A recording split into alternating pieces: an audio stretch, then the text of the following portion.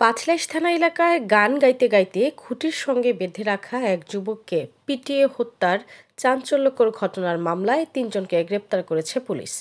গ্রেপ্তারকৃতরা হল ফরহাদ আহমেদ চৌধুরী জুয়েল, আনিসুর রহমান ইফাত ও অপরজন ১৬ বছর বয়সী কিশোর। গতকাল রাতে অভিযান চালিয়ে তাদের গ্রেপ্তার করা হয়।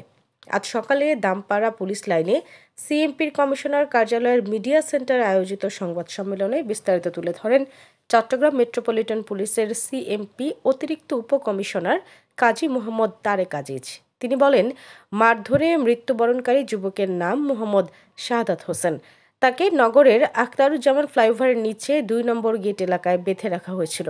১৪ আগস্ট রাতে প্রবর্তক এলাকা থেকে পুলিশ তার মরদেহ উদ্ধার করে। এ ঘটনায় ১৫ আগস্ট শাহাদাতের চাচা মোহাম্মদ হারুন বাদী হয়ে পাঁচলাইশ থানায় মামলা করেন।